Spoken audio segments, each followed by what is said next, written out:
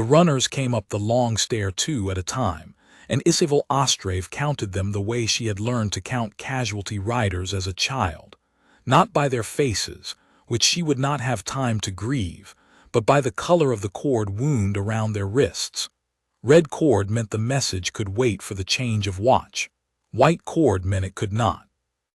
Every runner crossing the upper causeway that morning wore white, and by the third, one Isavel had stopped bothering to ask which unit they came from, because the answer was always the same unit, and it was the only unit that mattered. "Horn Pass is gone," said the fourth runner, a boy of perhaps 16 who had run the last 4 kilometers of the causeway road without stopping, judging by the way his knees buckled the instant he reached level stone. "The host is gone, Crown Daughter. Not scattered. Gone. Marshal Cass ordered the advance across the dry ford at first light, before the scouts came back, and the Ashmark had the high banks the whole time. They let 3 columns cross before they closed the ford behind the 4th. Isavel had known, in the abstract, cold way a person knows a diagnosis before a physician says it aloud, that this morning was coming. She had argued against the advance in council 11 days earlier, had said plainly that a scouted crossing was worth a day's delay, and an unscouted one was worth a host, and had been reminded, gently, by 2 counselors old enough to have held her as an infant, that the strategy of Orant Hold's field campaigns was not a crown daughter's province until her investiture was complete. She had not forgotten the reminder. She suspected she would carry it the rest of her life, however long that turned out to be, folded next to whatever came next. She had grown up believing that command was mostly a matter of temperament, that some Ostrave were simply born with the specific coldness the crossing mark demanded, the way some were born tall or quick-handed, and that she would either discover she was one of them or she wouldn't. Her mother had never confirmed or denied that belief, exactly. What Queen Myrth Ostrave had done, across 23 years of raising an heir inside a working fortress city, instead of a nursery built for one, was put Isavel in rooms where the arithmetic was being done in real time, and make her watch it happen: grain rationing during the dry seasons, garrison postings after a border skirmish, the specific, brutal calculus of which bridge got repaired first when the treasury could only afford one. Isavel had absorbed the method long before she'd absorbed any confidence in her own right to use it. She understood, standing on the long stair with a white-corded messenger's news settling into her chest like cold water finding the bottom of a cistern, that today was the first time the arithmetic would be entirely hers to run, whether or not anyone had formally handed her the authority to run it. 3 more runners came up before she'd finished absorbing the first 4's report, each carrying fragments that filled in the shape of the disaster rather than changing it. A supply column caught crossing open ground, a company of archers who'd held a low ridge for 40 minutes before being overrun, a single rider who claimed to have seen the marshal's own banner-bearer cut down mid-retreat and had nothing else useful to say after that, because he'd spent the rest of the battle face-down in a drainage ditch, waiting for the horde to pass him by. Isavel listened to each of them with the same flat attention, filed the numbers, and said nothing about the growing certainty forming underneath the numbers, that Horn Pass had not been a defeat so much as an execution, and that the difference mattered less this morning than what the city did in the next 2 days with what was left of it. "The Queen," she said, not a question. She had learned in the last 3 years of watching her mother rule that the fastest way to get truth out of a frightened messenger was to ask for the worst part first and let everything else arrive as relief by comparison. Riding with the 2nd column, Crown Daughter, the boy's vein markings, pale threads along his jaw that every Ostrave child bore and that only widened with age and grief and fear, had gone the flat gray-white of exhaustion rather than the gold flare of live terror, which told her he had already spent his terror somewhere on the causeway road, and had nothing left to spend now but facts. "We don't know.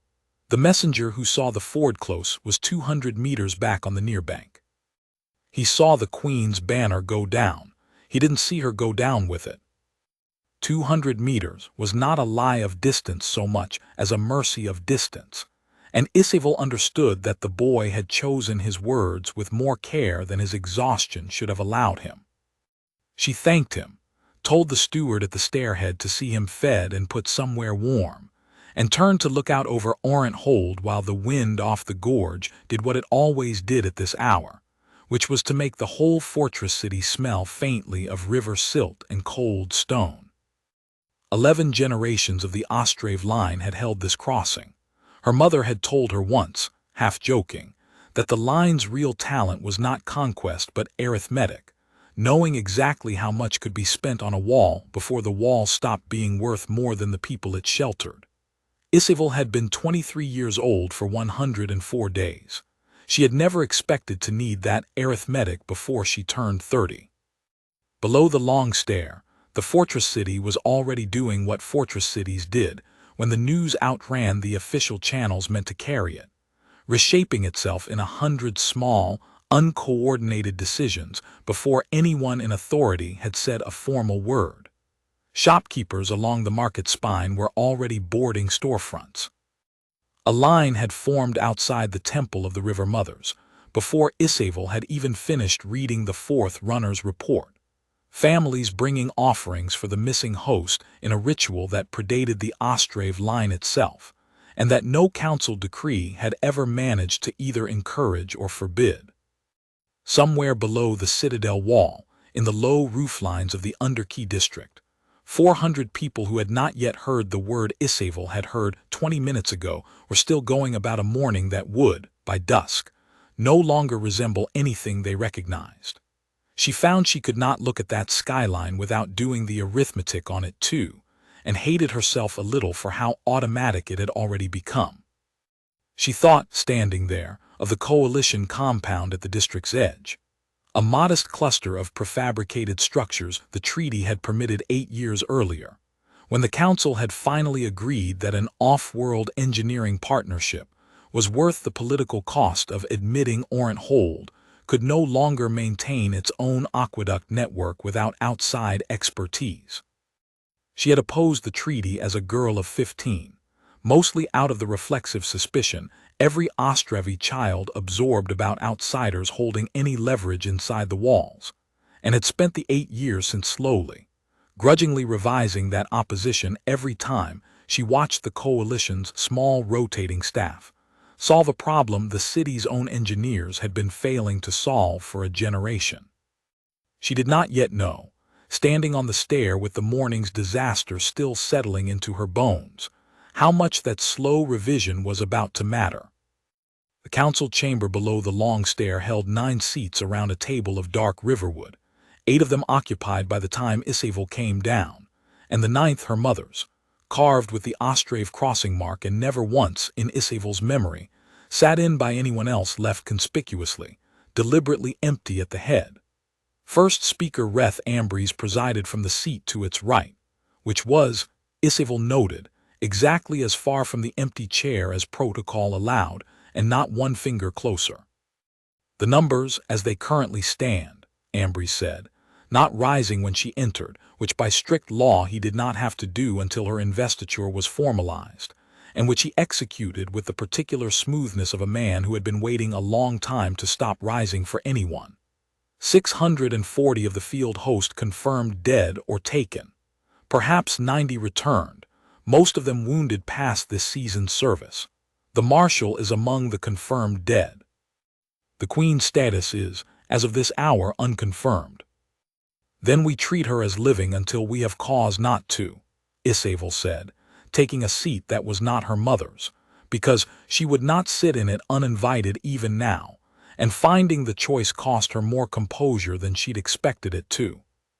Of course, crowned daughter. Ambrose inclined his head with exactly the correct depth, no more, no less. He was a narrow man, older than most of the table, whose career Isavel had watched climb steadily through 3 decades of careful, competent administration. Granaries balanced, tariffs collected, nothing ever spectacular and nothing ever visibly wrong, which was, she was beginning to understand this morning, exactly the kind of career that produced a man supremely confident in his own arithmetic and entirely unpracticed at questioning it. Which brings us to the matter the council must resolve regardless of who sits the throne by evening.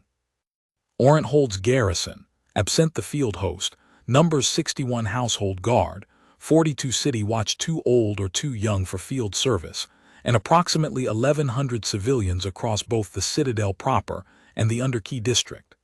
Ashmark scouts have been sighted 8 kilometers from the outer palisade as of this morning's watch.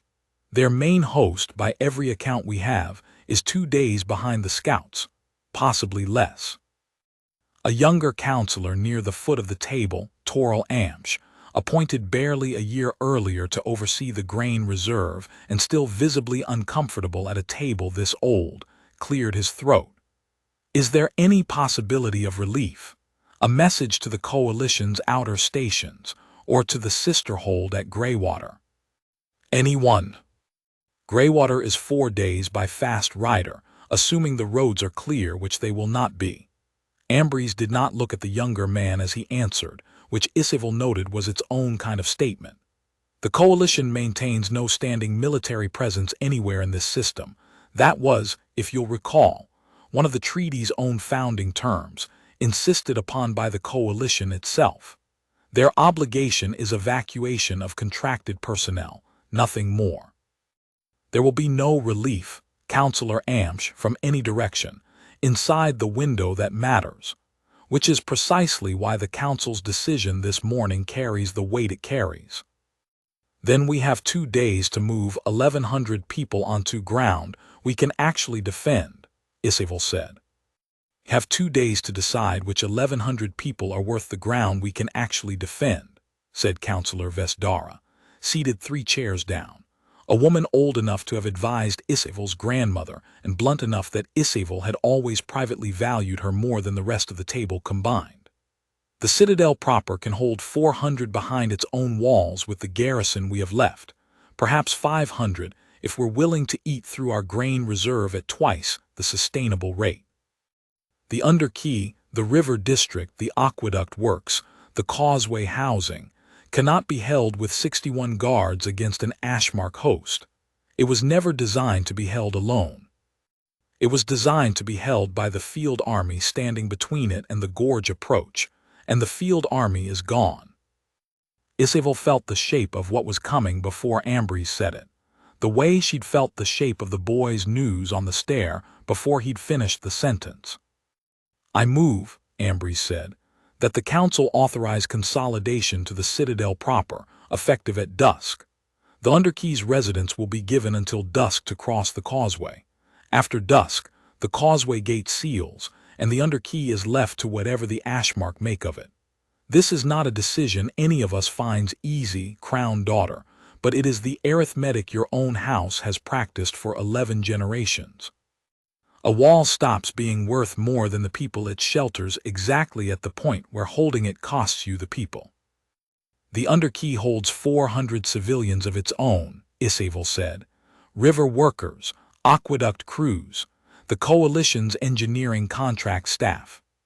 You are proposing we abandon 400 people to buy an evening's head start on a decision we'll have to make again in a week regardless, because a horde that takes the Underkey unopposed will use its cisterns and its stores to keep coming.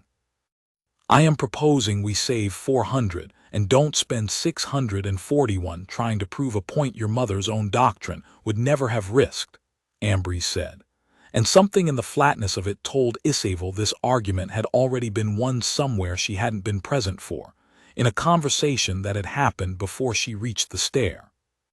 Then let the vote say so honestly, Isavel said, and let it be recorded that this council chose to abandon 400 people on a morning when their own crown daughter stood in this room and told you the arithmetic wasn't finished being run.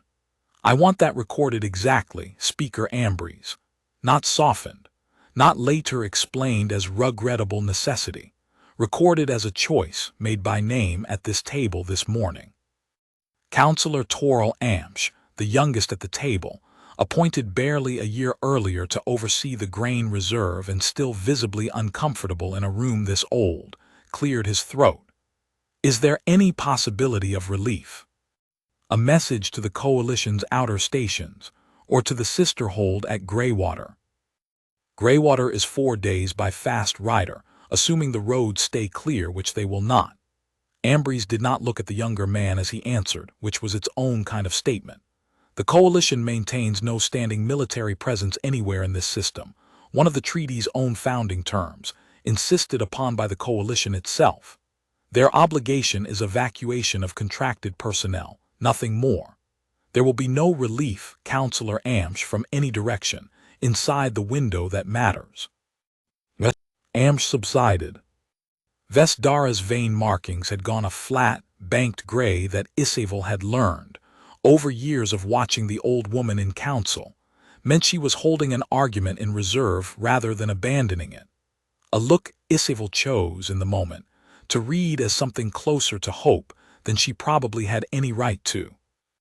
The vote went 5-3 against her, with Dara the only one of the 5 willing to meet Isavel's eyes afterward, and Isavel understood, with the particular clarity of a person whose authority has just been measured and found insufficient, that the law was entirely correct and entirely useless to her. A crowned daughter uninvested could advise, could argue, could carry the crossing mark on her own sleeve as a promise of what she would someday be able to overrule, but could not, this evening, order the council's vote undone. What she could order, within the narrower authority that was unambiguously hers, was the household guard. 61 soldiers, sworn to the Ostrave line specifically rather than to the city council generally, answerable to her whether or not her investiture was formal. It was not an army. It was, she thought, walking out of the chamber before her face could do anything the council might read as weakness, exactly enough people to buy a few more hours than dusk, if she spent them correctly, and if the person she was about to go find in the Underkey was willing to help her spend them. The aqueduct gatehouse sat at the low end of the causeway, where 3 centuries of engineering had bent the gorge's spring floodwater into a network of sluices and cisterns that kept Orenthold's population fed through every dry season anyone alive could remember, and Isavel found its chief engineer exactly where the duty roster said she'd be at this hour. Waist-deep in the maintenance trench beneath the main gate valve, one arm buried past the elbow in a housing of corroded brass fittings, swearing at something in a language Isavel's translator collar rendered only as an approximation, because half the words weren't words at all, just the specific frustrated noise of a person fighting machinery that refused to cooperate. Dessa Marlowe, Isavel said, and the woman below her went still for exactly the length of time it took to recognize the voice, then kept working. Crown daughter, give me 1 more minute. This valve's been sticking on the half-turn since the spring melt and I finally figured out why, and if I let go now I lose the whole adjustment. A grunt, a metallic clunk, and the trench went quiet in a satisfied way. Dessa surfaced, wiping her forearm across her face in a gesture that smeared grease rather than removed it, and looked up. She was younger than Isavel had expected the first time they'd met 8 months ago, and had stopped being surprised by since 26, maybe 27. Brown hair cropped short and practical, the specific wiry strength of someone whose muscle came from decades of manual work rather than any deliberate training, and eyes that did the same thing Vestdara's did in council, measured a problem instead of flinching from it. You've heard about Horn Pass. Foreman Klein told the whole crew an hour ago. Dessa climbed out of the trench, moving like the descent had cost her nothing, which Isavel doubted. He's already got the coalition transport prepping for an early lift. Standard evacuation clause, any contract site inside a declared combat zone. All coalition personnel board within 6 hours of the declaration or there on their own recognizance. No coalition liability, no coalition rescue. He wants everyone on the pad by dusk. 6 hours, Isavel repeated. It was, she noted with the same flat arithmetic Ambrose had used against her an hour earlier, precisely the deadline the council had also chosen, for entirely unrelated reasons, and the coincidence sat wrong in her chest without her being able to say exactly why yet. 6 hours, Dessa agreed. Which is not enough time to finish reinforcing 3 sluice gates I've had queued for a month. But apparently structural engineering doesn't care about my schedule any more than an Ashmark horde does. She said it lightly, the tone of someone making a joke to avoid making a decision out loud, and Isavel, watching the vein-thin lines at the corner of the woman's mouth, the particular way humans' faces did something Ostrave faces couldn't. A whole language of small muscle movements. Isavel had spent 8 months learning to read without ever fully trusting her own translation of it. Understood that Dessa Marlowe had already decided something she hadn't said yet.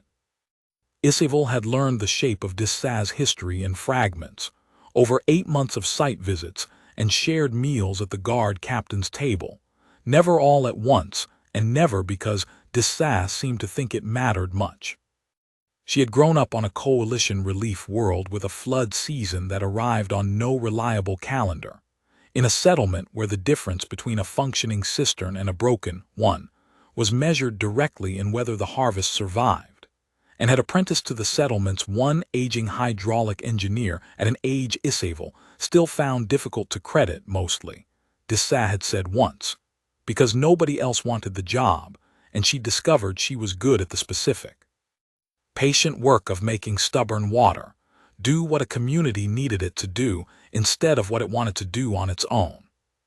She had taken the coalition contract at Orenhold for the pay. She told Isavel plainly the first week they'd met, because her mother's medical debts back home didn't care what solar system she earned the credits in.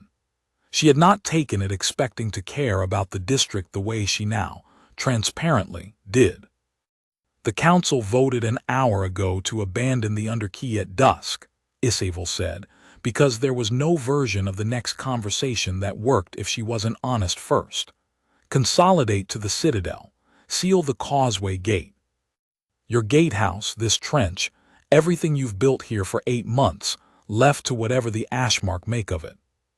Something moved behind Dessa's eyes fast, and resolved into an expression Isavel had learned slowly to recognize as anger held very carefully in check.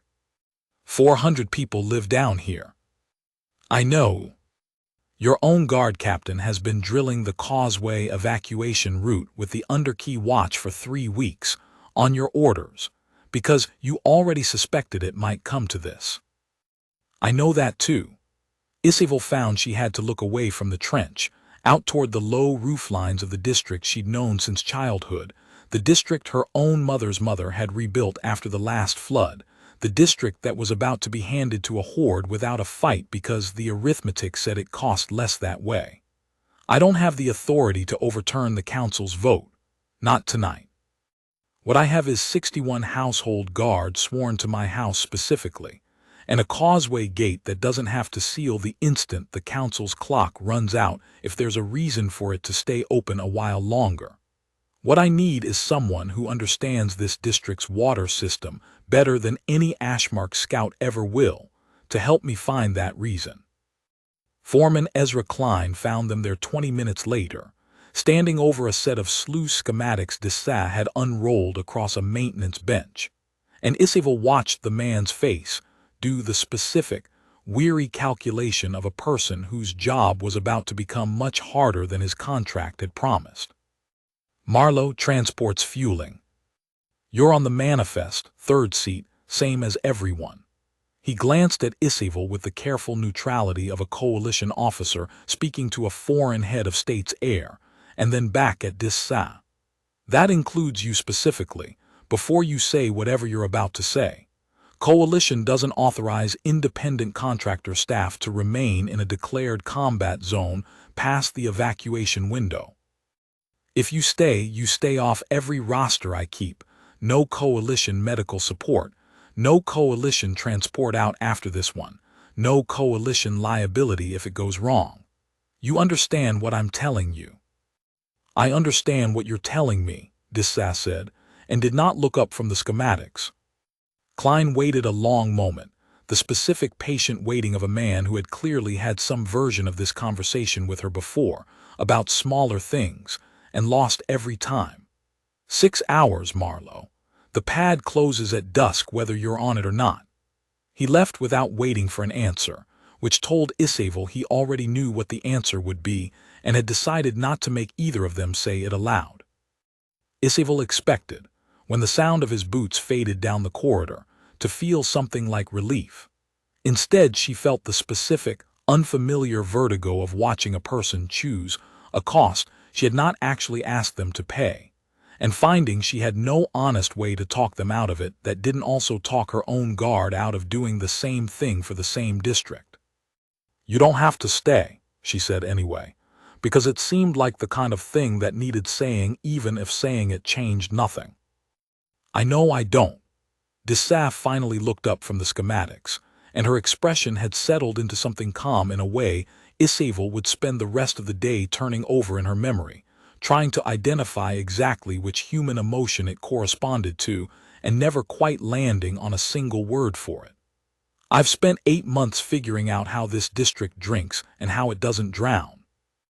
I'm not getting on a transport and finding out secondhand whether 400 people made it across a causeway because a valve I never finished reinforcing failed at the wrong hour. Show me the guard captain's evacuation route. I want to know exactly where the causeway bottlenecks, and exactly how much water pressure I've got left to work with if it comes to that." Captain Joran Vec met them at the causeway's low arch an hour later, a broad, gray-marked Ostrave in his 5th decade of service, the kind of household guard officer who had trained under Isavel's mother, and had the specific unhurried competence of a man who had stopped needing to prove anything to anyone years ago.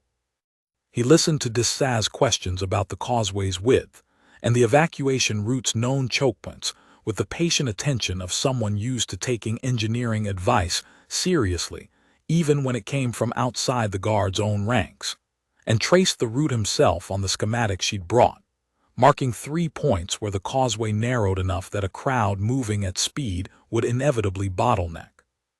"Here at the market arch and here, where the old flood wall cuts the road down to a single cart's width," Vec said. "If the vanguard reaches the palisade before the district's clear, this is where people die, not at the gate itself. A crowd that can't move fast enough is a crowd the horde doesn't even need weapons for. Then the gatehouse needs to hold longer than the palisade does," Dessa said, already sketching over his marks. "If I can slow anything coming through the low breach, even by a couple of minutes, that's a couple of minutes your people get to clear the arch and the flood wall both. It doesn't need to be a real defense, Captain. It needs to be an inconvenience big enough to matter." "An inconvenience," Vec repeated, and something in his weathered face suggested he was recalculating an opinion of the human engineer he'd worked beside for 8 months without ever quite deciding whether her constant tinkering was inspired or merely restless. "You understand what's actually coming down that breach, if it comes to it. Ashmark light cavalry don't stop for an inconvenience. They stop for ground that isn't there anymore," Dessa said. "Give me the 6 hours the coalition already gave me, and I'll show you what an aqueduct built for growing food can do to a cavalry column, if I'm not too proud to use it for something it was never designed for." Isavel watched the exchange with the specific attention she'd learned to give any moment where two people who ran on entirely different kinds of expertise found, briefly, a shared language neither of them had expected to need. Vec assigned 2 of his household guard to run relay between the gatehouse and the evacuation line, a crude but workable signal system built from nothing more than a runner's legs and a set of colored flags Dessa produced from her own kit. And by the time the sun had dropped low enough to throw the causeway's shadow long across the river, the 3 of them had built, out of 6 hours, and a stubborn refusal to accept the council's arithmetic as final, something that at least resembled a plan. By the 4th hour of the 6th, the coalition clock had granted. The causeway carried a river of its own, handcarts loaded with what people could not bear to leave, elderly residents supported between neighbors, children carried on shoulders because their own legs weren't fast enough for the pace the guard captain's whistle demanded. Isavel walked the line twice, once at the underkey end and once near the citadel gate, memorizing faces the way she'd once memorized casualty riders, and found she could not stop doing the arithmetic even as she hated herself for it. 310 crossed by the 4th hour. 90 left in the district, most of them the ones hardest to move, the bedridden, the very old, 3 families still boxing up a lifetime's belongings they would not, in the end, be permitted to carry. She stopped for a moment beside an elderly weaver named Corin Ash, whose loom, a family piece, 4 generations old by her own account, sat abandoned in a handcart she could no longer push fast enough on her own. 2 of Vex's soldiers had already been dispatched to help her, and Isavel found herself taking the cart's other handle without quite deciding to, walking it the last 100 meters herself, while the old woman kept up a steady, half-panicked commentary about a loom that had survived 2 prior floods and did not deserve to be lost to a horde. It was a small thing, and Isavel would remember it anyway later, as one of the few moments in that entire day where the arithmetic in her chest went quiet and left room for nothing, except the specific, unglamorous work of getting one more person and one more loom across a bridge before dusk. Not everyone made it that easily. A father of 3, a river worker named Peltarn, refused evacuation twice before Vex's soldiers finally convinced him his family needed him alive more than the district needed one more pair of hands on the evacuation line. A woman went into early labor on the causeway itself, and had to be carried the last stretch on an improvised litter, while her husband walked beside her reciting, over and over, the names of the physicians waiting on the far side as though the naming alone could hurry the crossing. Isavel absorbed each of these as she had absorbed the morning's casualty numbers, filing them without letting herself stop moving, because stopping to feel any one of them fully would have cost time she did not have to spend. The Ashmark vanguard reached the outer palisade 40 minutes ahead of every projection the household guard scouts had given, which Isavel would later understand was not bad luck but design. A fast raiding column, lightly armored, sent ahead of the main host specifically to catch a district mid-evacuation, when its defenders were thinnest and its people most exposed on open ground. The palisade held for 11 minutes.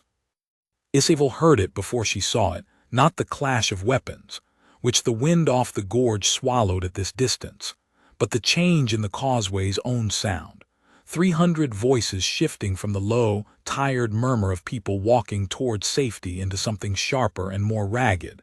The sound of a crowd that has just understood it is now a target.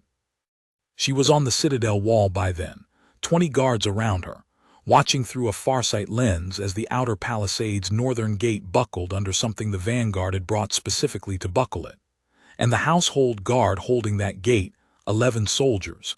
She would count them later 11, because she made herself count everything now, began the fighting retreat that was, by every doctrine she'd ever studied, the correct and disciplined response to a position that could not be held. "Get the rest across," she heard her guard captain shouting somewhere below. "Leave the carts, leave everything but the people move." And the causeway's crowd surged forward in the specific, terrible way crowds surge when running has stopped being a choice and started being the only available verb. It was in the gap between one heartbeat and the next, the gap where Isavel was doing arithmetic she would rather have died than finish. 90 left in the district. How many of the 90 could the 11 guards actually buy time for? What did an honest answer to that question cost her to say out loud that she saw the wrong direction figure? Everyone still capable of running on the causeway was running toward the citadel. One person, small at this distance even through the farsight lens, cut sideways off the crowd's line and ran, hard back toward the aqueduct gatehouse, toward the breach, not away from it, carrying something over one shoulder that Isavel's lens resolved a half-second later into a coil of chain and a long steel lever bar, Not a weapon by any definition Ostrave warfare recognized. A tool. "That's the human engineer," said Vesdara, who had climbed the wall beside her without Isavel noticing, farsight lens of her own already raised. "Marlowe. She sent the last transport off 2 hours ago without her." "I know," Isavel said, and heard her own voice come out flatter than she intended. "The gatehouse is directly in the vanguard's path if the palisade line breaks any further north," Dara said, in the careful, measuring tone of someone stating a fact she expected her crowned daughter to already understand the weight of. "She's running into it. Not away. Into it." Isavel had spent 8 months learning to read Dessa Marlowe's face, and had never once managed to fully translate what she found there. She understood, watching the small running figure vanish through the gatehouse door a full 60 seconds ahead of the vanguard's first riders reaching that stretch of the causeway, that she had also, without quite admitting it to herself, spent 8 months assuming she knew the shape of what this woman would do when the choice finally came down to a body and a breach, and a clock with no time left on it. She had assumed, the way the Coalition's own evacuation clause assumed, the way 6 hours and a transport pad and a manifest all assumed, that when the cost became actually mortal instead of merely inconvenient, the human would do what every contract and every treaty clause was built to let her do without shame. Get on the transport, or failing that, run for the citadel gate with everyone else, and live. Isavel had been wrong, and the specific, physical jolt of realizing it, not later, not in retrospect, but in the exact half-second the gatehouse door swallowed Dessa Marlowe from view, was the first time in Isavel Ostrave's life that a single fact had rearranged something in her chest fast enough to leave her, for 3 full seconds, unable to give the order her own throat already knew it needed to give. "Send everyone we have left," she finally managed. "Now, she's not running into it alone if I can help it." She had not, in fact, gone in entirely alone.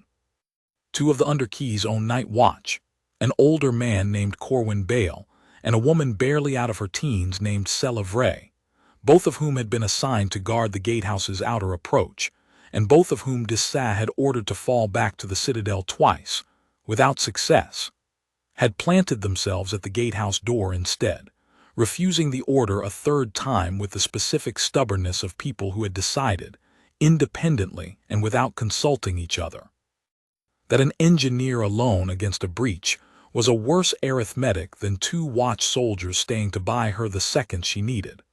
Dessa did not have time to argue with them properly.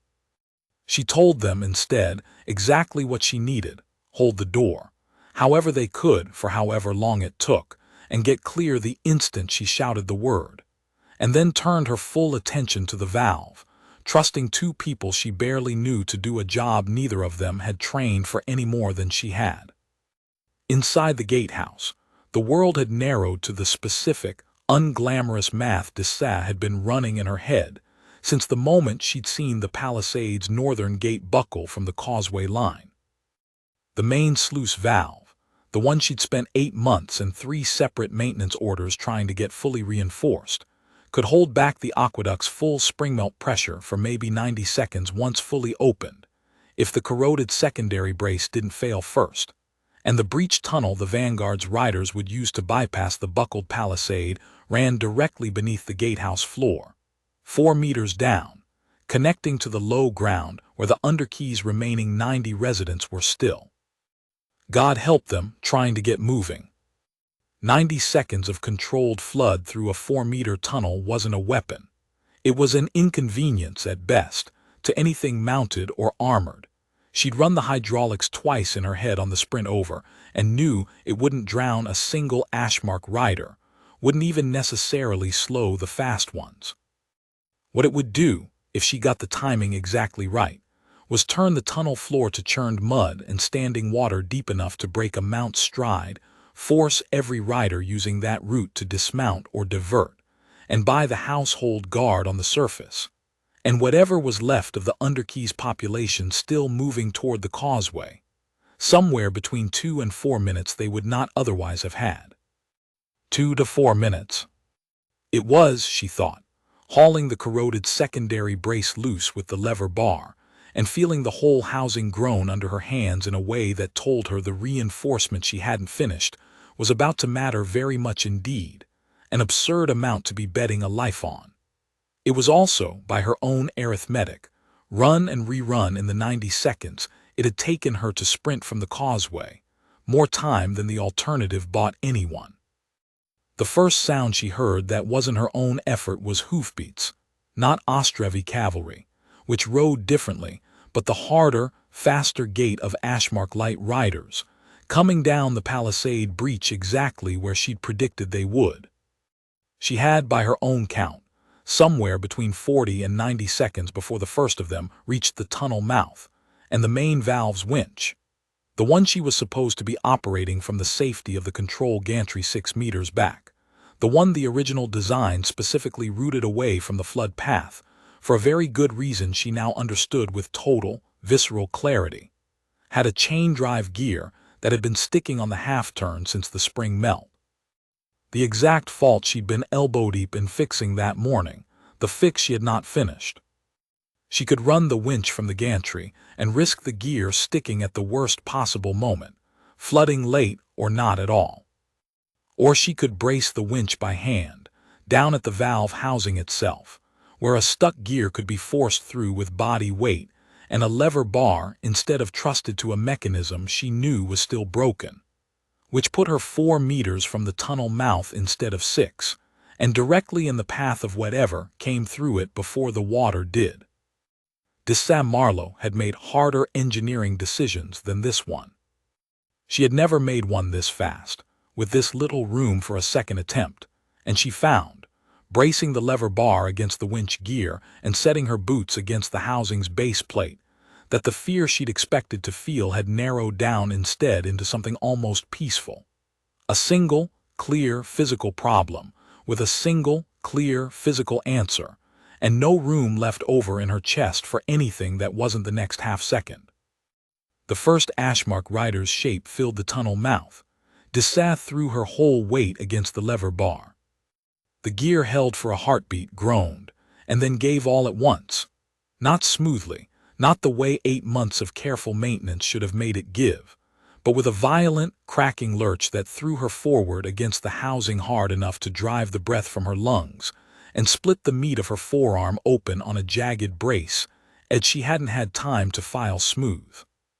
She heard herself make a sound that wasn't quite a scream, more animal than that, purely reflexive, and kept both hands on the lever anyway, because the valve was only 3/4 open and 3/4 wasn't enough water, wasn't enough time, wasn't enough of anything, and the rider in the tunnel mouth was already close enough that she could see the shape of the weapon coming up in his hand. On the citadel wall, Isavel watched the whole sequence through the farsight lens, with a clarity she would spend years afterward wishing she'd been spared. The human woman braced alone against a piece of machinery 3 times her body weight, thrown forward by its violent give, one arm opening in a line of dark red that even at this distance was unmistakably a serious wound. And then, instead of falling back, instead of doing the single thing every survival instinct in any species should have demanded, pulling harder. The tunnel mouth went white with churned water a half-second before the lead rider reached it. Isavel watched the mount's forelegs buckle in ground that had been solid stone a breath earlier, watched the rider go down hard and the column behind him scatter sideways in the specific, undisciplined chaos of soldiers whose officer has just vanished from view without explanation, watched. And this was the image that would not leave her, not that night, not for a long time after, Dessa Marlowe still standing at the valve housing, one arm hanging wrong. Water surging past her boots toward the tunnel mouth she had just flooded on purpose, refusing to let go of the lever until she was certain the gear had locked and would not slip back. "She's not moving," Vess Dara said quietly beside her, farsight lens steady, and something in the old counselor's voice had gone unusually careful. Crown daughter, she held that valve open by hand, standing in the flood path, 4 meters from the breach. That housing's rated for winch operation from 6 meters back for a reason. Isavel understood the reason. She had watched, over 8 months of walking this district beside its chief engineer, every safety margin Dessa Marlowe built into her own designs, every extra brace and redundant control point installed specifically, so that no single failure and no single act of raw human stubbornness would ever have to matter as much as the one she had just watched happen. She understood, with the same physical jolt she'd felt when the gatehouse door swallowed the woman from view, that what she was looking at was not simply competence, not simply the calm, practiced hands of an engineer solving a problem she trained for. It was a person who had looked directly at the fact of her own likely death, chosen the version of it that bought the most time for other people's lives, and then executed that choice with a precision that left no room in it at all for hesitation. Isavel had grown up inside 11 generations of Ostrave doctrine about exactly how much a wall was worth against the lives behind it. She had never, in 23 years, watched a single person become the wall. Get the household guard through the breach the moment that water clears enough to cross, she heard herself say, and her voice was not steady, not the voice of command she'd spent years training into shape, something rower underneath it that she made no attempt to smooth over. I want Marlowe out of that gatehouse alive. I want it more than I have wanted anything in this entire day. And I am telling you that plainly because I need you to understand I am about to break every protocol governing where a crown daughter is, and is not permitted to stand during an active engagement, and I would like you to not try very hard to stop me. Vesdara lowered her farsight lens and looked at her crown daughter for a long moment, vein markings settling into an expression Isavel had seen only rarely on the old counselor's face, something that might, in a human, have been the beginning of a smile. I wasn't going to try at all, Dara said. Go. The run down the causeway was not, Isavel would think later, anything close to what 11 generations of Ostrave doctrine considered an acceptable use of a crown daughter's person. She crossed ground still churned from the flood, past scattered Ashmark riders trying to regroup on footing that no longer trusted them, past 2 of Vex soldiers holding a narrow choke point against 3 dismounted raiders with nothing more than discipline, and the specific desperate focus of people who understood exactly what they were buying time for. One of the raiders broke from the fight and came at her directly, close enough that Isavel had a clear, strange half-second to register the creature's face. Startled, she realized, startled to find an unescorted target this deep in what should have been a secured retreat, before her own household guard closed the gap and put him down before he closed the last 3 meters. She did not stop running. She would think much later that the moment should have frightened her more than it had. In the instant itself, there had been no room in her chest for anything except the gatehouse door and what was or was not still moving behind it. Isavel reached the gatehouse 11 minutes later, moving faster down the causeway than any protocol had ever asked a crown daughter to move. 20 household guard behind her fighting a rearguard action against a scattered, disorganized vanguard that had lost its cohesion the moment its lead riders went down in flooded ground. Corwin Bale and Sela Vray were both still standing at the gatehouse door when Isavel arrived, bruised and bloodied but upright. Having held the entrance against 3 separate attempts to force it in the minutes it had taken the flood to do its work, Bale with a cracked rib he would not admit to for another 2 days. Vray with a shallow cut along one forearm she wore. In the weeks that followed, with the specific quiet pride of someone who had discovered a capacity in herself nobody, including Vray, had previously suspected was there. Isavel made a point of finding both of them by name before the day was finished, and made a further point, in the weeks that followed, of ensuring the whole city knew their names too. Because she had learned, watching the gatehouse door hold, that the arithmetic of a siege was never actually run by a single person alone, however much the story of it would want to shrink down to one. She found Dessa Marlowe still upright at the valve housing, soaked to the waist, one arm bound crudely against her chest with a strip torn from her own shirt, directing two of the guard captain's soldiers on how to brace the winch chain so the flood could be safely lowered without drowning the tunnel entirely. Because the tunnel, she was already explaining through gritted teeth to anyone who'd listen, was the fastest route back to the causeway for the 90 residents still trapped on the wrong side of the breach. And they'd need it clear again within the hour. "You're bleeding," Isavel said, which was not remotely the sentence she had spent the walk down composing, and which was, she realized as soon as it left her mouth, the only sentence that had actually mattered the entire time. "I'm aware." Dessa's face was gray with pain and effort in a way that made the calm in her voice all the more unsettling. "It'll keep another 20 minutes. This gear housing won't. If we don't brace the chain properly right now, the whole valve slams shut and we lose the flood control for the rest of the evacuation, and I am not doing this twice."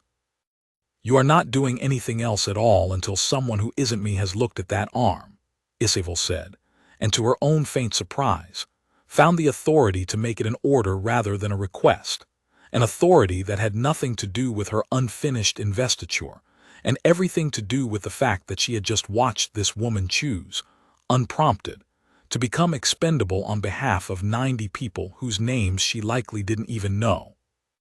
And Isavel found she would rather set fire to every clause of coalition evacuation law than let that choice cost anything more than it already had. "The guard captain's soldiers can finish bracing a chain, Marlowe. There is exactly one person standing in this gatehouse who can't be replaced in the next 20 minutes, and it is not the winch." Something crossed Dessa's face then, not quite a laugh, though it had the shape of one, thin and pained and entirely genuine. "That's the nicest thing anyone from this city has ever said about a valve," she managed, and let Isavel take her weight against one shoulder as her knees, finally, without her permission, began to give. The main Ashmark host reached Orenthold's outer walls the following afternoon, some 14 hours ahead of the council's original projection, moving fast enough that Isavel understood immediately. The vanguard's mauling at the gatehouse had not deterred the horde so much as provoked it. A wounded pride, arriving with siege engines it had clearly intended to use on a more leisurely timetable, now hauled forward at a pace that had visibly exhausted the beasts pulling them.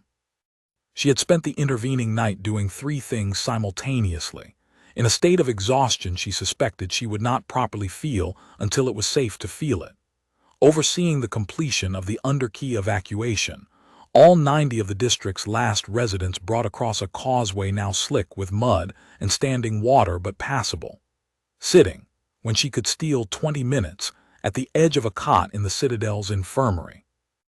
And confronting, in the coldest and most controlled voice she owned, First Speaker Reth Ambries, about a parley writer his household steward had been seen dispatching toward the Ashmark lines shortly after the council's evacuation vote.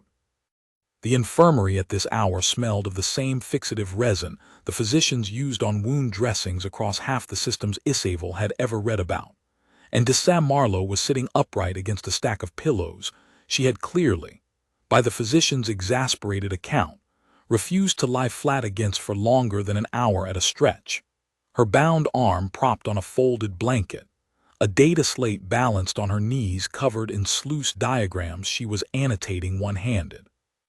"You're supposed to be resting," Isavel said, taking the stool beside the cot without being invited to, a familiarity that had crept into the last 8 months without either of them formally agreeing to it. "I am resting. I'm resting and drawing at the same time. It's a skill." Dessa didn't look up from the slate. "The physician keeps telling me humans don't knit bone the way Ostrave do, like it's a personal failing on my part. I told her humans also don't have 3 redundant hearts, so maybe we're allowed 1 weakness." "How is it actually? Not the version you're giving the physician." That got Dessa to look up. Whatever she found in Isavel's face made her set the slate down. "It hurts. A lot if I'm honest, which I generally try to be with you specifically, even when I'm not with anyone else. It'll heal. I've broken worse on Relief World scaffolding and kept working within a week." She studied Isavel for a moment, the particular measuring look she gave a cracked housing or a failing seal. "You look like you haven't slept." "I haven't." "Your mother—" "Unconfirmed," Isavel said, and found that the single word still cost her something to say aloud, even now, even to the one person in the fortress who had never once treated her grief as a matter requiring careful management. "I keep doing the arithmetic on it anyway. I know that's not useful. I do it regardless." Dessa reached over with her good hand and closed it, briefly, over Isavel's. A human gesture Isavel had seen exchanged between coalition workers 100 times without ever being offered it herself, plain and unhedged, and entirely without the careful social calculation that governed nearly every physical contact inside Ostrave court life. "For what it's worth. I don't think you're wrong to want the arithmetic to mean something. I just think you're allowed to also just be scared for your mother at the same time without one canceling the other out." She let go, picked the slate back up, and added in a lighter voice that Isavel understood was a deliberate mercy, "Now go yell at whoever needs yelling at. I can hear it in the way you're sitting. You didn't come down here just to check on my arm." "I came down here for exactly that reason," Isavel said, standing. The yelling was going to happen either way. Vesdara's own household guard had confirmed under questioning that the parley rider carried an offer of safe passage for 9 named individuals, Ambries among them, in exchange for the citadel's granaries left unburned when the horde came through the lower district. Isavel read the intercepted message twice before she went to the council chamber, and found that the second reading made her angrier than the first, because the handwriting was steady and unhurried, the careful penmanship of a man who had drafted it with time to spare rather than in any genuine panic. "You negotiated your own survival on the strength of the Underkey's sacrifice," Isavel said, in the council chamber, with Ambry's own chair empty behind him, because he had not been offered the chance to sit for this conversation. "Before the vote was even finished being counted.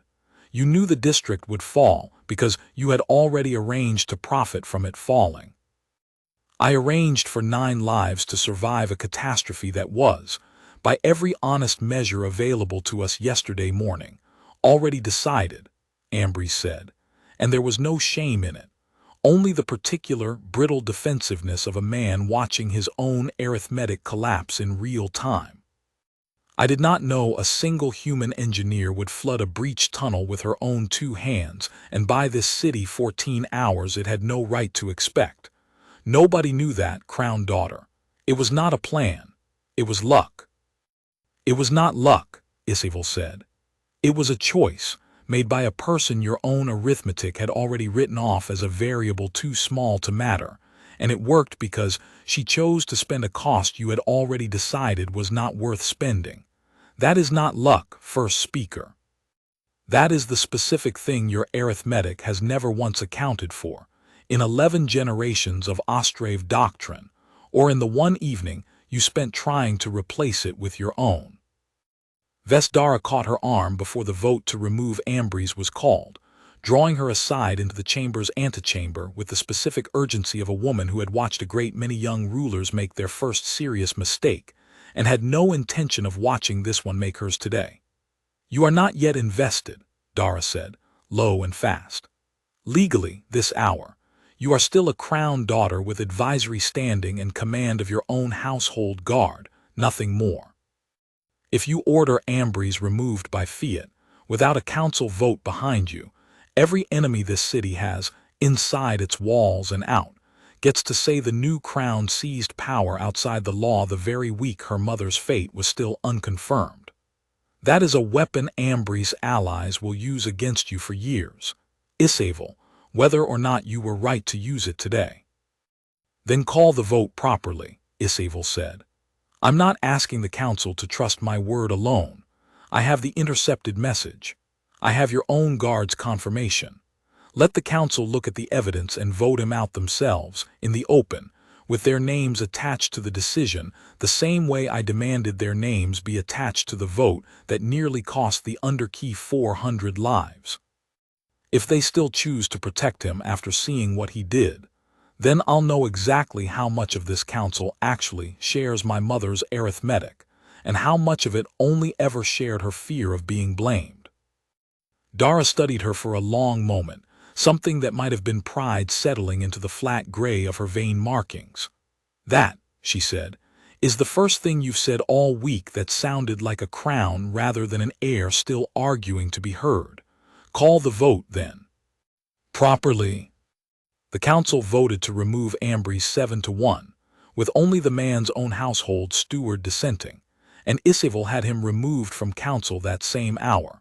His parley rider intercepted and turned back before it reached the ashmark lines, and found, standing afterward at the window of the empty chamber, looking down at a city bracing itself for a siege it should not, by any reasonable projection, have survived long enough to face, that she had no time left to feel any particular satisfaction about it. The horde was at the walls. Her mother's status remained unconfirmed. And somewhere below, in the infirmary, a human woman with a broken arm was already, according to the increasingly exasperated physician attending her, trying to talk the household guard's engineers into a citywide sluice modification she'd apparently been sketching from her cot since dawn. The siege of Oranthold's outer wall lasted 6 hours before Isavel understood what shape her city's actual defense was going to take, and it was not, in the end, a shape any of the Horde's siege engines had been built to anticipate. Dessa Marlowe had spent 8 months learning the aqueduct network that fed every district of the city, not merely the Underkey's gatehouse, but the full web of sluices, cisterns, and pressure weirs that had kept Oranthold watered through 3 centuries of dry seasons, a system built for agriculture and drinking water, and never, not once in 11 generations, considered as anything else. From her cot, arm bound and face still gray with the previous day's cost, she had spent the night sketching a modification that turned that entire assumption inside out. The approach causeway leading to the main gate ran directly above 2 major cisterns, each holding enough spring-melt water to flood the causeway's lower span to a depth of 1.5 meters if released simultaneously.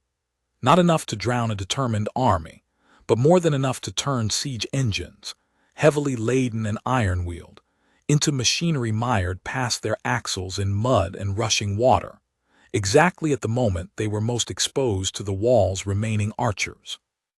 "It only works once," Dessa told the guard captain and Isavel both, from the war table where she'd insisted on being present despite the physician's objections, sketching the causeway's cross-section with her good hand. "Once we flood it, the cisterns take 3 days to refill from the aqueduct feed, and we lose fresh water pressure to half the city in the meantime. This isn't a weapon we get to use twice. Whatever comes at that causeway when we release it needs to be the thing that actually decides this siege, because we don't get another attempt. Then we make certain it's the thing that decides it," Isavel said, and turned to the guard captain, and began, for the first time in her life, to give orders in a council of war with the specific, settled authority of a person who had stopped waiting for anyone's permission to become what the moment required her to be. Vec's 61 household guard had swollen, by the morning of the siege, to something closer to 200. Underkey residents who had watched Dessa Marlowe flood a breached tunnel with her own 2 hands rather than run, and had come to the guard captain's muster the next dawn asking to be armed, whether or not they had ever held a weapon before. Vec had not turned a single one away. He'd spent the night before the siege drilling them on the one thing that actually mattered: hold the archer line long enough to make the causeway assault commit fully, then fall back to the second wall the instant the signal flag dropped, and had told Isavel privately, in the hour before dawn, that he did not know whether 200 half-trained volunteers would hold discipline under a real charge, only that he had never in 40 years of service seen a city's civilians volunteer for a wall in these numbers, and that the not knowing felt, for the first time in a long career, like something worth risking rather than a reason to send them home. "They're not doing it for me," Isavel said, watching the ragged new line take shape along the inner wall in the gray pre-dawn light, men and women in mismatched borrowed armor standing beside guards who had trained a lifetime for this. "They're doing it because they watched someone who had every reason to leave choose to stay instead. That's not something I ordered into being, Captain. I'm not sure it's something anyone can order into being." "No," Vec agreed, "it isn't. Which is, I'd wager, exactly why it's going to hold." The Ashmark host committed its full siege line to the main causeway at the 7th hour. 3 heavy engines and better than 400 riders and foot soldiers, moving with the confidence of a force that had already broken one gate on this approach and expected the second to fall the same way. Isavel watched from the wall as the household guards' archers gave exactly the appearance of a thinning, desperate line the horde's commander clearly expected, falling back rank by rank in a retreat calibrated to look like collapse rather than design. It nearly was collapse.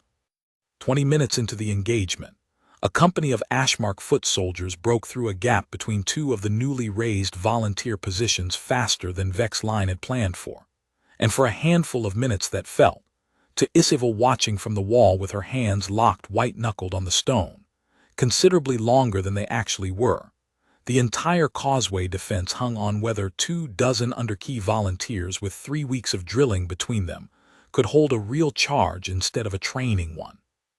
They held. Isavel watched a woman she recognized from the evacuation line, a laundress, she remembered, who had crossed the causeway with 2 children clinging to her skirts only 2 days earlier, plant a spear haft against the ground and simply refuse to yield the 2 meters of wall behind her, and understood, watching it, that Vec had been right about what could and could not be ordered into being.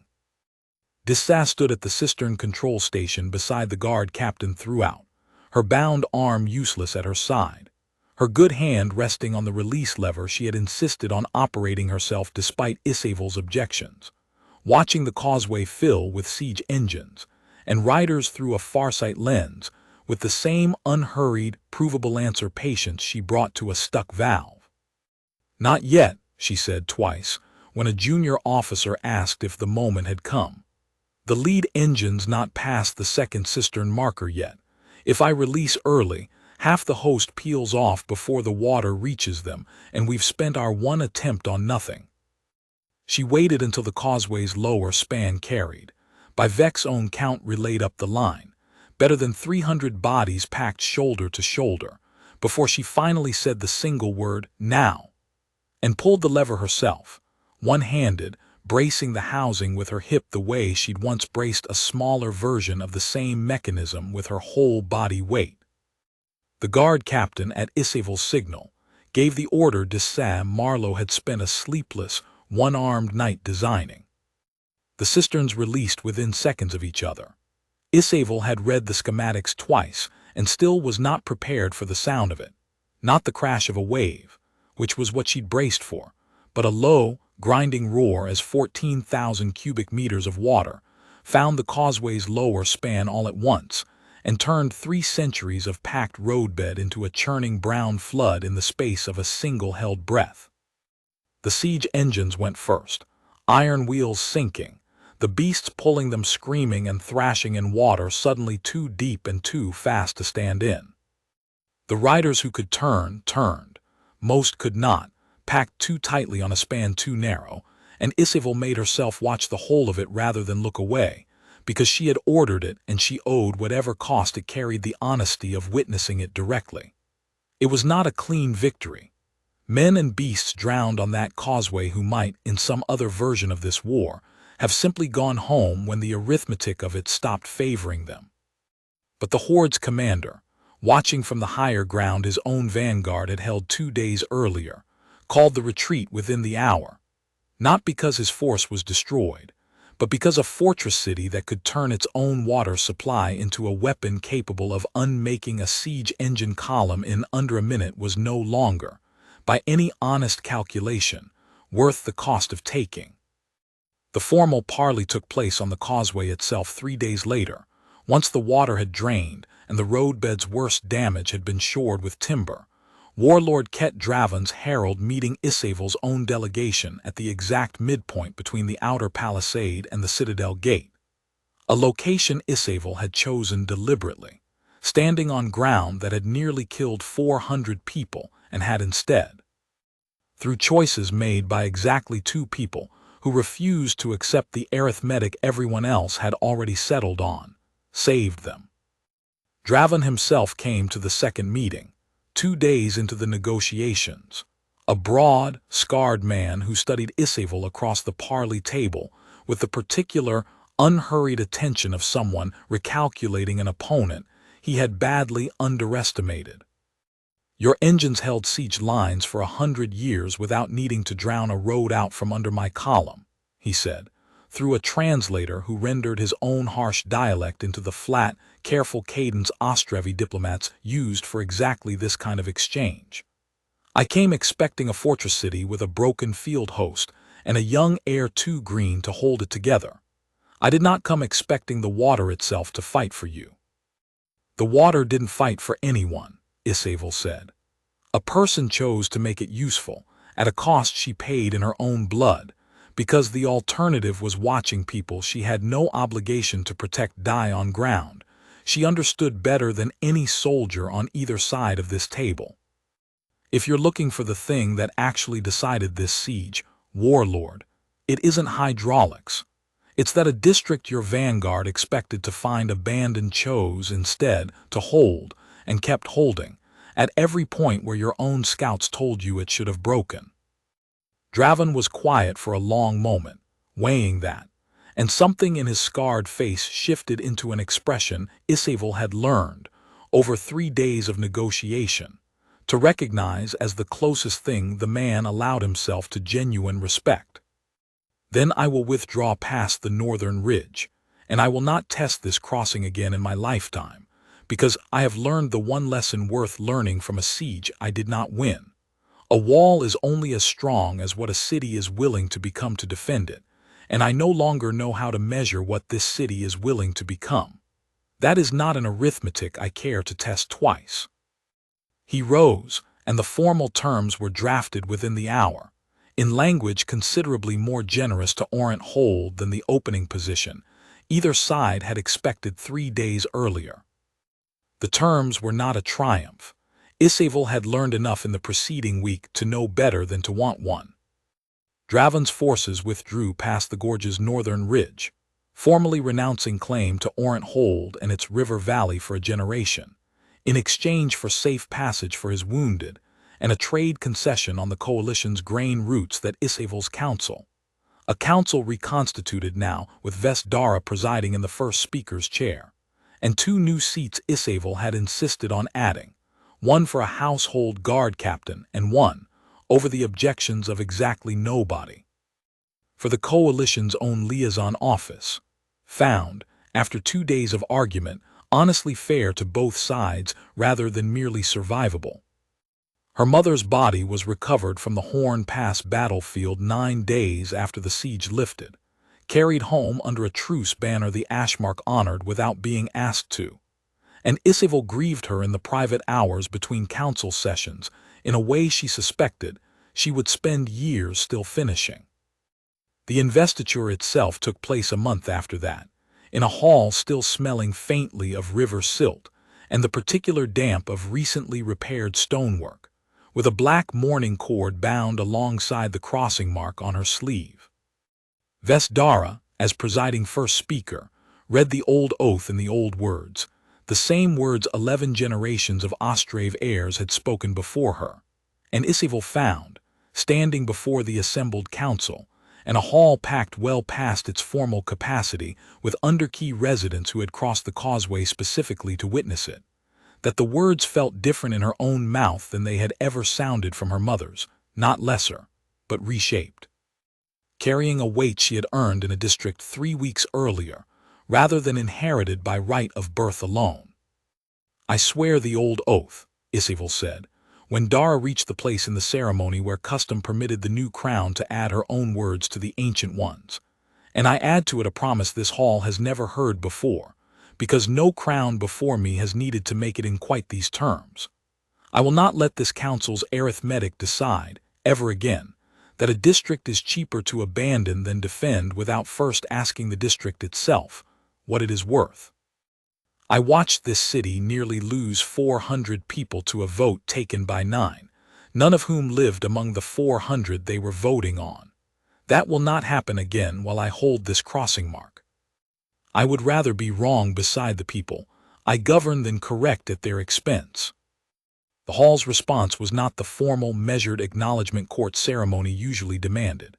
It was something rowdier, less disciplined, closer to the sound the causeway itself had made on the morning 300 voices understood, all at once, that they were being asked to run for their lives, except inverted now, relief instead of fear. A city's worth of people who had been prepared to watch part of themselves get written off, finding out, formally and for the first time, that it would not happen twice. The underkey itself took the better part of 2 months to rebuild in earnest. The palisade retimbered, the market arch reinforced against the specific kind of crowd pressure the evacuation had exposed as a weakness nobody had thought to test before. The aqueduct's flood-damaged sections repaired under Dessa's direct supervision, with a stubbornness that had the physician threatening, more than once, to have her confined to the infirmary by household guard escort. Isavel visited the district weekly rather than waiting for it to come to her, a habit that struck the older council members as faintly undignified and struck the district's own residents, by every account that reached her, as the first time in living memory a crown had bothered to walk streets that weren't on any ceremonial route. Corin Ash's loom survived the siege intact, having ridden out the flood in a storeroom 2 levels above the water line, and the old weaver insisted, over Isavel's mild protests, on presenting the crown with the district's first finished bolt of cloth off the repaired loom. A gesture Isavel accepted with rather more genuine feeling than the formal presentation ceremonies she'd sat through her entire life had ever managed to produce in her. Peltarn's wife delivered a healthy daughter 3 weeks after the causeway crossing and named her, without asking anyone's permission, and without needing to, after the aqueduct district itself.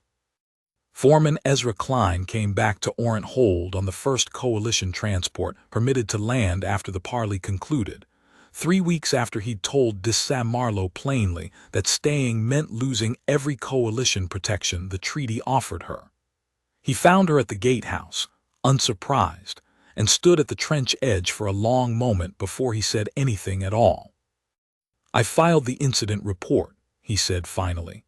"Coalition legal wanted to know why an unauthorized contractor engaged in a combat action outside every clause of her contract. I told them the truth. I told them you did the thing the evacuation clause was supposed to make unnecessary, and that if the clause had done its job, 400 people would be dead, and the clause would still be sitting there, technically satisfied." He rubbed the back of his neck, a gesture Dessa recognized from 8 months of watching the man manage a roster that never quite behaved the way regulations wanted it to. "I'm not going to pretend I liked watching you walk away from that transport. I still don't. But I filed a second report requesting the evacuation clause get rewritten, and Isavel's people tell me the Coalition Liaison Office is already 3 drafts into it. So, for what it's worth, Marlowe, I was wrong about what the smart call was that afternoon, and I don't say that easily." "You weren't wrong that it was a risk," Dessa said. "You were wrong about what the risk was worth. Those aren't the same mistake, Ezra." She held out her good hand and he shook it, and something in the exchange settled a debt neither of them had ever formally named. Dessa Marlowe's arm healed slowly, in the particular, stubborn way the Ostrave physician had predicted and continued to find professionally offensive, and by the time the Coalition's liaison office formally renegotiated its evacuation clause, adding, at Isavel's explicit request, and over the initial objections of a coalition legal officer who called it an unacceptable liability, a provision permitting embedded engineering staff to remain in a declared combat zone under direct treaty nation authorization, with full coalition medical and legal protection intact. Dessa had already rebuilt the gatehouse valve twice, once to repair the damage her own hands had done to it, and once more properly this time, with a reinforced secondary brace filed smooth enough that it would never again fail the way it had on the day it mattered most.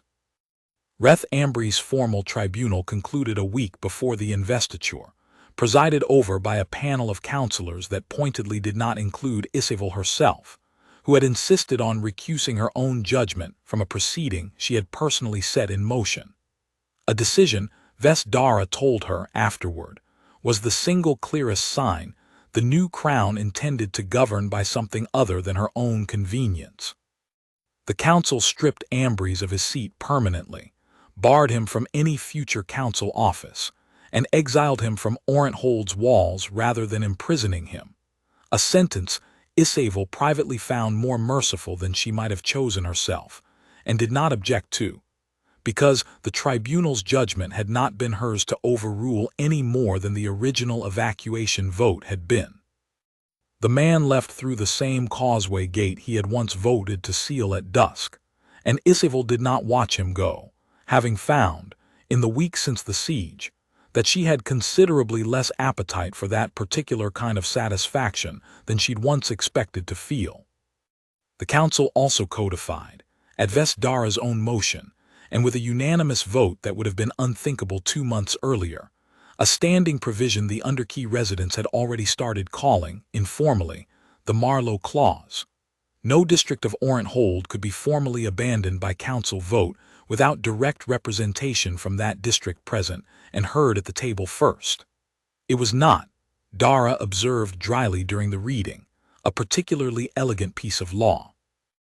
It was, however, considerably harder to abandon 400 people quietly, when the law required someone from among them to be sitting in the room when the vote was called. Isavel found her there on a clear evening some 6 weeks after the siege, sleeves rolled to the elbow, the scar on her forearm still an angry pink line she made no particular effort to hide, testing the new brace against a full pressure cycle with the same unhurried attention she gave every problem that had a physical, provable answer. "The council formally ratified your citizenship petition this morning," Isavel said, coming to lean against the gatehouse rail beside her, in a gesture that would have scandalized the same council 8 months earlier and now drew no comment from anyone at all. "Full standing. Voting rights in any matter touching the Underkey district specifically, and a formal title, if you want one, Chief Warden of the Orent Waterworks, with a council seat attached, same as the guard captains." Dessa didn't look up from the valve gauge for a long moment, watching the pressure needle settle where she wanted it, and Isavel had learned, over these 6 weeks, to let that particular silence finish on its own time rather than fill it. "I heard the council named a law after me," Dessa said eventually, a faint, embarrassed edge in her voice that Isavel had learned to recognize as the specific human discomfort of being made a symbol of something. "The Marlowe Clause. I told Dara it was a ridiculous thing to call a piece of legislation, and she told me the council had voted on the name before consulting me and I could take it up with the full assembly if I had a better suggestion, knowing full well I wasn't going to walk into a council chamber to argue about my own name on a law that keeps a district from getting quietly voted out of existence." "You could have," Isavel said, "argued it. You have the standing now." "I could have. I decided the district needed the clause more than I needed my objection recorded." Dessa set the gauge tool down at last and turned to face her properly, and something in her expression had the particular, settled quality Isavel had come to recognize over 8 months as the look of a person who had run every angle of a problem and arrived, finally, at the answer that actually held weight. "Besides, it's not really my name on it, whatever the council calls it. It's every person who crossed that causeway and didn't get left behind. I just happened to be the one holding the lever when it counted." "I don't need the title," Dessa said finally, straightening, wiping her hands on a rag that had seen better decades. I liked the work before anyone was going to put a chair with my name on it in a council chamber. But I'll take the seat, because it means the next time some council decides 400 people are cheaper to abandon than defend, there's someone in that room who actually knows what the water can do, and someone who will say so before the vote instead of after. She glanced sideways, and something in her expression had settled over 6 weeks into the same calm, provable answer steadiness she brought to a stuck gear or a flooding tunnel. Also, I've got 11 more sluice gates on this system that could use the same reinforcement I finally got right on this one. Figured I'd stick around and finish the job properly, if the district's willing to have me. The district, Isavel said, would very much like you to stay. She found, saying it, that the sentence carried a weight she hadn't fully planned for, and let it stand anyway, because she had spent a great deal of the last 6 weeks learning that the truest things she had to say were rarely the ones that came out smoothly the first time. So would I, for whatever that's worth from a crown who owes you a debt she's fairly sure she'll spend the rest of her reign trying to properly repay. Dessa laughed, a short, real sound, the first Isavel had heard from her since the gatehouse, and turned the pressure gauge one final quarter turn until the needle sat exactly where 3 centuries of engineering had always meant it to sit. Then let's start with you not calling it a debt, she said. I didn't stand in that tunnel to be owed something, Isavel. I stood there because it was the job in front of me, and because leaving felt like a worse kind of cost than staying did. You want to actually repay it. Put someone from the underkey in every council vote from now on before you decide what a district like this one is worth. That's the whole payment. That's all it ever needed to be. Below them, the aqueduct ran clean and steady toward a district that had, against every arithmetic that had tried to write it off, come home.